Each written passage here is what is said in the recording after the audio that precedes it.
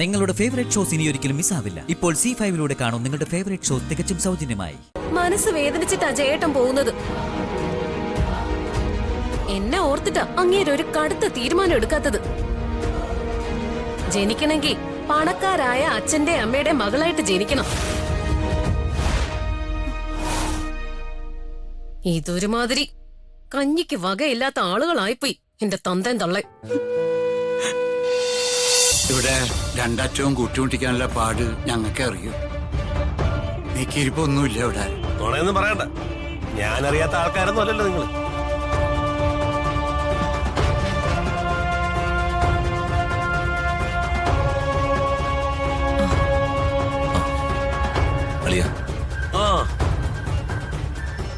എങ്ങനെയുണ്ട് മന്ത്രിയുടെ വീട്ടിലെ ജോലിയൊക്കെ? നന്നായി പോകുന്നുണ്ട്. എന്റെ അളിയ, ഒരു മന്ത്രിയുടെ വീട്ടിലെ ഡ്രൈവറാ നീ. എന്നിട്ട് നിന്നെ കൊണ്ട് 10 കാശുണ്ടാക്കാൻ കഴിയുന്നില്ലല്ലോ. നിന്റെ സ്ഥാനത്ത് ഞാൻ വല്ല ആയിരിക്കണമായിരുന്നു.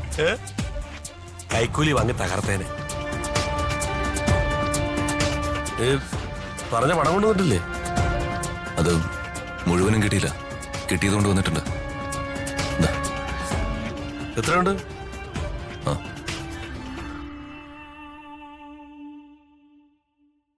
50,000. 50,000? ഒരു 4 ലക്ഷം രൂപ ഞാൻ പ്രതീക്ഷിച്ചത്. അളിയ, ഈ വീട് പണി എന്ന് പറഞ്ഞാൽ എനിക്ക് ഒറ്റയ്ക്ക് പുറക്കാരൊന്നുമല്ല. അളിയന്റെ പെങ്ങൾ കൂടി ഉള്ളതാ.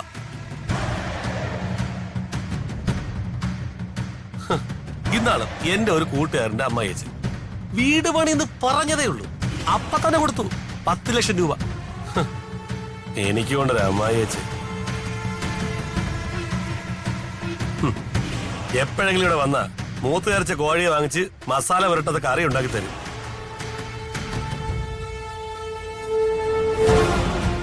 എന്റെ ഗതികേട് അല്ലാന്ന് പറയാനാ. അളിയ, എന്നെ എന്തു വേണ പറഞ്ഞോ, പാവം എന്റെ അച്ഛനെ വെറുതെ വിട്ടേക്ക്.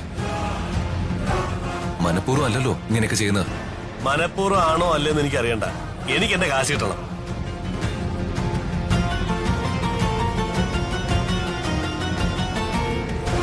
കിട്ടാനുള്ളതാ ചോദിക്കുന്നത്, അല്ലാതെ ആരുടെ ഓശാരൊന്നുമല്ല. തരും, തരില്ല എന്നൊന്നും പറഞ്ഞില്ലല്ലോ.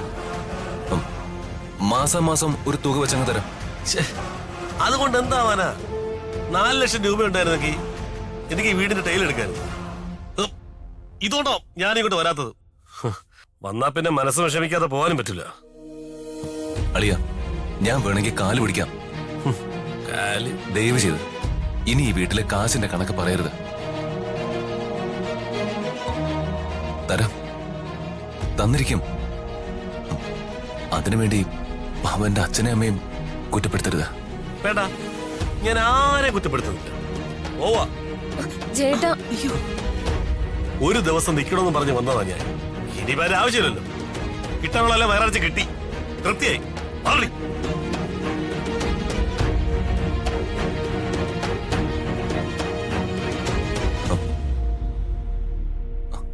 അളിയ, അളിയനോട് ഇങ്ങനെ പിണങ്ങി പോകാൻ മാത്രം ഞാനൊന്നും പറഞ്ഞില്ലല്ലോ.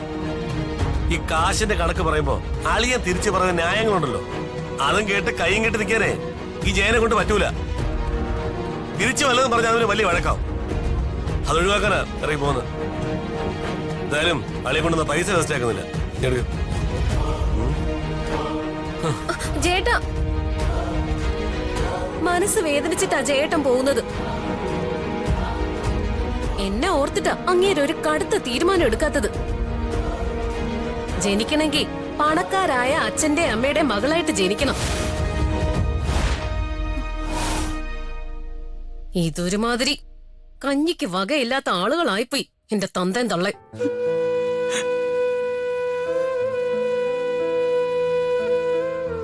ചേച്ചി, പോടാ. അമ്മേ, അമ്മേ.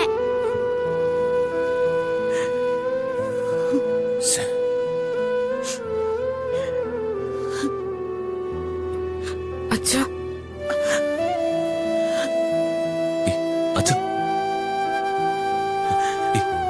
അമ്മേ, അമ്മ എന്തിനാ കരയുന്നത്? അമ്മേ, ഇതെല്ലാ തവണയും പതിവുള്ളതല്ലേ ഇങ്ങനെ വഴക്കിട്ട് പോകുന്നത്. എന്നാലും അവന്റെ കുത്തുവാക്കുകൾ കേൾക്കുമ്പോ ചങ്ക് പെടയ്യാ മോനെ. നിന്റെ ചേച്ചി അവന്റെ പക്ഷത. എല്ലാം സഹിക്കാൻ നീ മാത്രം. അതൊന്നും സാരില്ലമ്മേ. എന്റെ യോഗ ഇതായി പോയി. അത് വേറെ ആരെങ്കിലും വിചാരിച്ചാ മാറ്റാൻ പറ്റുമോ?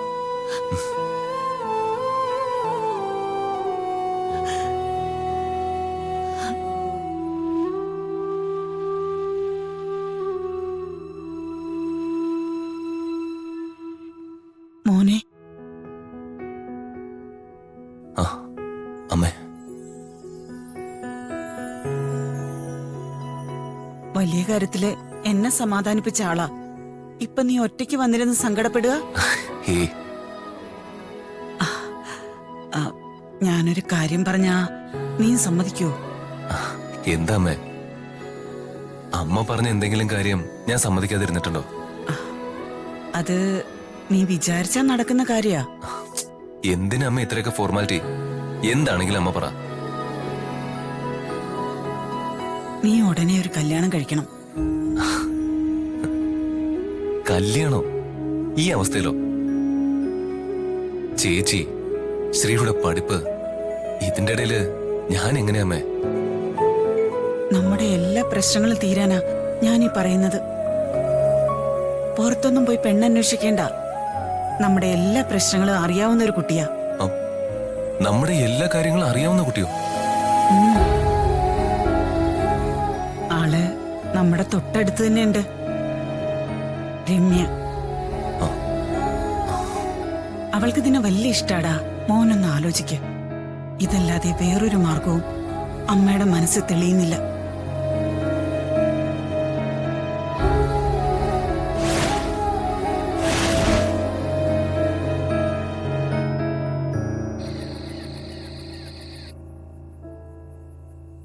ഫ്രണ്ട്സ് എല്ലാം ചോദിക്കാൻ തുടങ്ങി എപ്പോഴാ നമ്മുടെ കല്യാണമെന്ന്.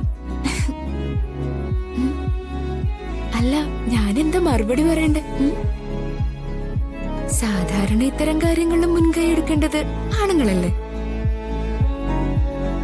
ഇവിടെയാണെങ്കിൽ ഈ ഒരാൾക്ക് എന്നെ കുറിച്ച് ഒരു ചിന്തയില്ല. എന്താ കഷ്ടമുണ്ട് കേട്ടോ.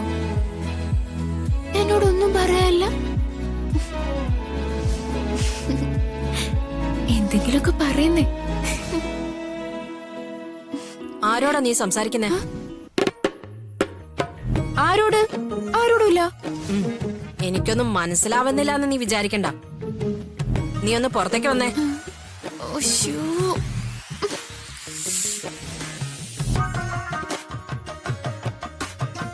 ദാ, ഇത് നിനക്ക് വേണ്ടി വാങ്ങിയതാ. ഇഷ്ടായെന്ന് നോക്ക്.